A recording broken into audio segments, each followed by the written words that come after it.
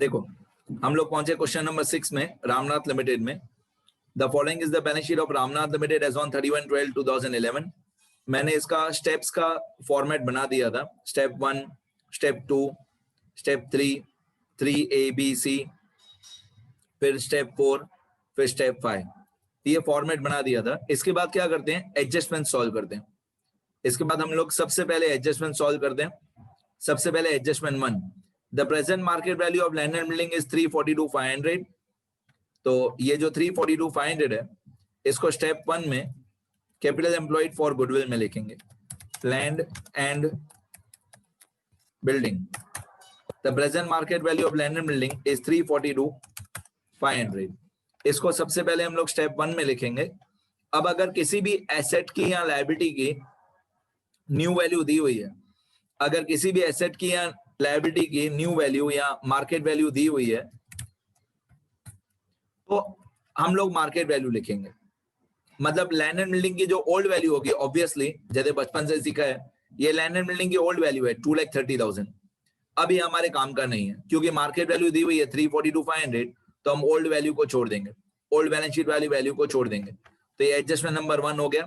The present market value of land and building is 342,500, ये मैंने लिख दिया स्टेप 1 में। While the remaining assets are to be taken at their book value, तो हम remaining assets book value पे ही लिखते हैं, चाहे बोला हो या नहीं बोला हो, रिमेनिंग एसेट्स हम लोग बुक वैल्यू पे ही लिखते हैं। फिर लिखा हुआ है सेकंड पॉइंट में, the expected rate of return on capital in the class of business done by Ramnath limited is 12%। ये एक्सपेक्टेड रेट ऑफ रिटर्न है 12%। तो हम लोग क्या करेंगे, स्टेप 2 में जाएंगे। स्टेप 2 में यही फॉर्मूला फिर से एक बार मैं कॉपी कर दूंगा एक्सपेक्टेड प्रॉफिट का। तो एक्सपेक्टेड प्रॉफिट इक्वल टू, यहाँ पे कैपिटल एम्प्लॉयड जो क्वेश्चन में दे आएगा वो, यहाँ पे कैपिटल एम्प्लॉयड की जगह पे जो क्वेश्चन में दे अमाउंट आएगी वो, मल्टीप्लाई बाय एक्सपेक्टेड रेट। अब एक्सपेक्टेड रेट क्वेश्चन में दिया हुआ है कितना, 12%। तो कैपिटल एम्प्लॉयड जो स्टेप 1 में से आएगा वो लिखेंगे, यहां पे लिखेंगे capital employed multiply expected rate of return है 12%, तो हम लोग लिखेंगे 12/100 मल्टीप्लाई 12/100। बाकी कैपिटल एम्प्लॉयड यहाँ पे जो स्टेप 1 का आंसर होगा वो लिखेंगे। ये एक्सपेक्टेड रेट ऑफ रिटर्न 12% दिया हुआ है, तो मैंने लिख दिया मल्टीप्लाई बाय 12/100। आगे ये 12%।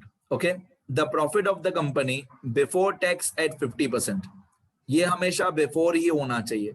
अगर कभी आफ्टर टैक्स दिया हुआ है तो उसको बिफोर टैक्स कन्वर्ट करना पड़ेगा। जब आएगा तब मैं सिखाऊंगा, थियरी वाले पेजेस में रूल्स भी बता दूंगा। बट ये जो प्रॉफिट होना चाहिए वो हमेशा बिफोर टैक्स ही होना चाहिए, उससे कैलकुलेशन इजी हो जाती है। The profit of the company before tax at 50% for the past 3 years are as under. 3 साल का प्रॉफिट बिफोर टैक्स दिया हुआ है, 2008, 2009, 2010। ये नंबर्स याद करना, 8, 9, 10, और ये अमाउंट याद रखना, 180, 190, 2,10,000। 2008, 9, 10 और प्रॉफिट 180, 190, 210। ये हमारा जाएगा स्टेप 3A में। ये स्टेप 3A में जाएगा। यहाँ पे कुछ रूल्स हैं, सुनना ध्यान से। ये ईयर हमको दिया हुआ है 2008, 2009, 2010। प्रॉफिट दिया हुआ था 1,80,000, 1,90,000, 2,10,000। ये हमको जो प्रॉफिट दिया हुआ था, ये प्रॉफिट बिफोर टैक्स दिया हुआ था, और हमको हमेशा प्रॉफिट बिफोर टैक्स ही चाहिए। हम लोगों को जो हमेशा प्रॉफिट चाहिए वो बिफोर टैक्स ही चाहिए, यही सही होता है, प्रॉफिट बिफोर टैक्स। ठीक है, तो 3 साल का प्रॉफिट दिया हुआ है 2008, 9, 10। ठीक है, अब इस ईयर वाले कॉलम में नया रूल बताऊं, मैं थियरी वाले पेजेस में भी जाके 1-2 पॉइंट लिखता हूं, आप लोग बाद में कॉपी करना उसको। सुनो ध्यान से, ये थियरी वाले पेजेस में चले गए। थियरी वाले पेजेस में जाके the profit given in question should be profit before tax. If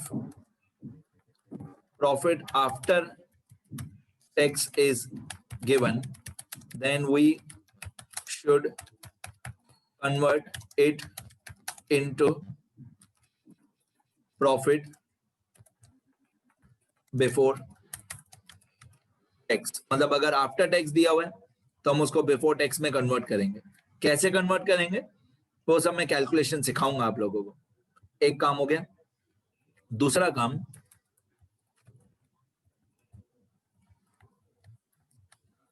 दूसरी बात कि जो हमारा ईयर का कॉलम है, ईयर के कॉलम में जो सबसे नीचे नीचे आखिरी वाला साल है, उस आखिरी साल में हमारे बैलेंस शीट वाला ईयर आना चाहिए। तो in the year column the last आप बोलो या फाइनल आप बोलो, क्योंकि लास्ट बोलता हूं ना तो बहुत सारे बच्चे प्रीवियस को लास्ट समझते हैं, इसलिए मैं लास्ट शब्द नहीं लिख रहा हूं। In the year column the final year should be the balance sheet year. मतलब जो बैलेंस शीट की डेट दी हुई है वही साल एकदम नीचे नीचे लास्ट में, आखिरी में, फाइनल में वही साल होना चाहिए जो बैलेंस शीट की डेट है वो। ठीक है। अब ये थियरी वाले पेजेस में आपको रूल्स लिखने हैं, बाद में लिख लेना। अब मैं सम्स वाले पेजेस में जाता हूं। अब आपने देखा कि हमको जो यहाँ पे ईयर्स दिए हुए हैं इस क्वेश्चन नंबर 6 में 2008, 2009, 2010, राइट। 2008, 9, 10 दिया हुआ है। अब मेरे को क्या चाहिए, 2008, 9, 10 दिया हुआ है। अब मेरे को बैलेंस शीट वाला साल देखना है कौन सा है। ये बैलेंस शीट वाला साल, बैलेंस शीट वाला ईयर है 31/12/2011। 31/12/2011। तो फाइनल लास्ट आखिरी वाला साल कौन सा होना चाहिए, 2011 होना चाहिए। अब देखो हमको जो प्रॉफिट दिया हुआ है वो 2008, 9, 10 का दिया हुआ है, 2011 का नहीं दिया हुआ है। तो मैं यहाँ पे लिख देता हूं, final year should be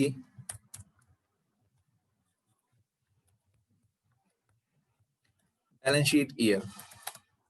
final year should be balance sheet year. और बैलेंस शीट ईयर कौन सा है, 2011। लेकिन 2011 का तो प्रॉफिट दिया हुआ ही नहीं था एडजस्टमेंट में। एडजस्टमेंट में तो 3 ही साल दिए हुए थे, 2008, 9, 10। तो 11 का प्रॉफिट कहां से आएगा। 2011 का प्रॉफिट हमको यहाँ पे लिखना निहायत ही जरूरी है, कंपलसरी है।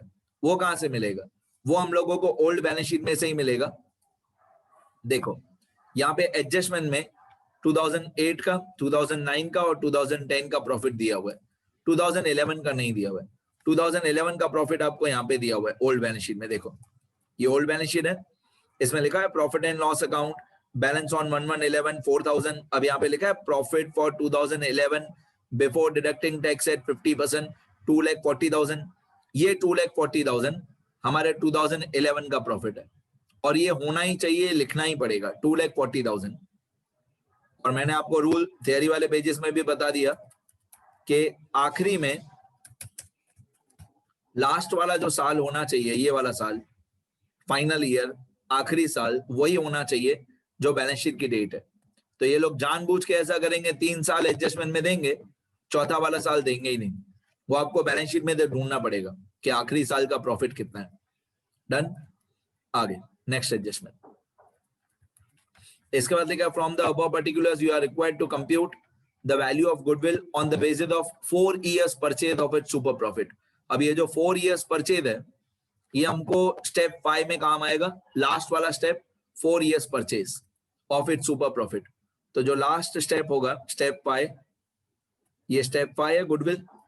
इस स्टेप 5 में गुडविल में हम लोग यहाँ पे लिख देंगे मल्टीप्लाई 4 years परचेज मल्टीप्लाई 4।